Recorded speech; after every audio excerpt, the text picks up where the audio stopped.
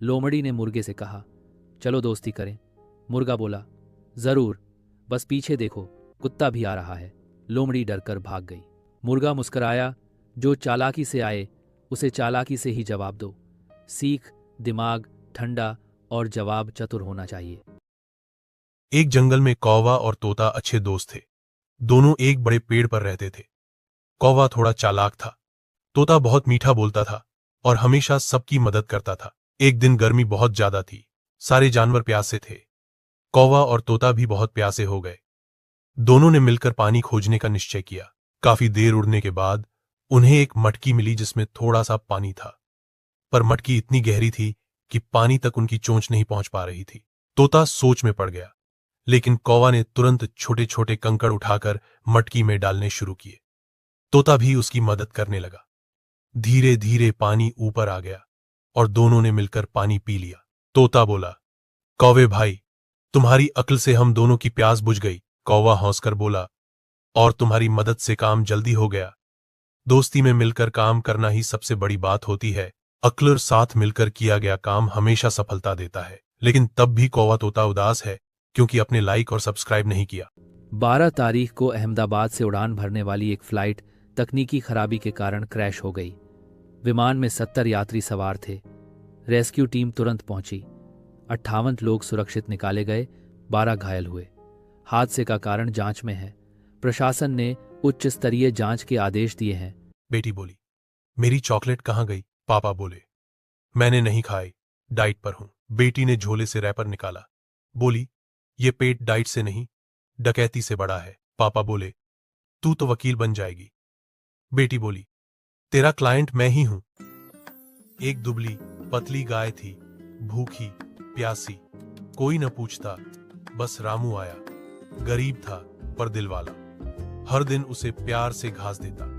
एक दिन चमत्कार हुआ, गाय ने अमृत जैसा दूध दिया।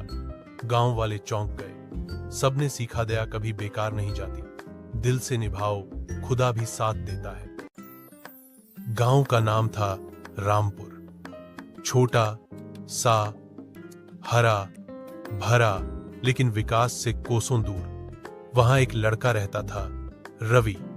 गरीब परिवार में जन्मा रवि बहुत होशियार था। उसके पिता एक बढ़ई थे और मां खेतों में मजदूरी करती थी। रवि का सपना था पढ़ लिख कर बड़ा आदमी बनना, लेकिन स्कूल गांव से 8 किलोमीटर दूर था। रोज सुबह सूरज उगने से पहले वह उठता, टिफिन बांधता और पैदल स्कूल के लिए निकल पड़ता। हर रोज की चुनौती, गर्मी हो, सर्दी हो या बारिश, रवि कभी नहीं रुका। कभी कभी तो घुटनों तक पानी में चलकर स्कूल जाता।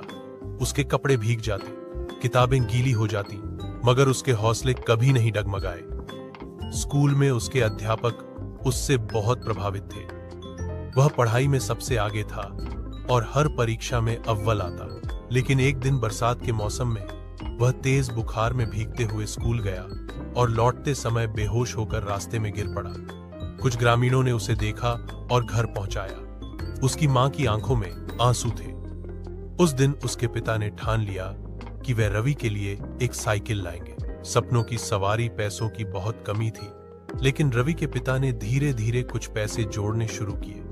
उन्होंने अपने एक प्राबल के काके पात्रा होशकिन को मारा हु सातरा है, पुराने ग्राहक की टूटी फूटी साइकिल खरीदी, खुद मरम्मत की, पेंट किया, नए टायर डाले और 3 महीने बाद रवि को भेंट दी। जब रवि ने पहली बार साइकिल देखी, उसकी आंखों। एक छोटा सा गांव, एक गरीब लड़का, राजू। हर दिन वह स्कूल के बाद छोटी सी चाय की टपरी पर काम करता था। लोग उसका मजाक उड़ाते, कहते, यह क्या करेगा? लेकिन राजू सिर्फ एक बात जानता था, मेहनत कभी बेकार नहीं जाती। दिन बदले। राजू ने पढ़ाई के साथ यूट्यूब पर कार्टून एनिमेशन बनाना शुरू किया। रातों की नींद छोड़ी, वीडियो बनाता रहा।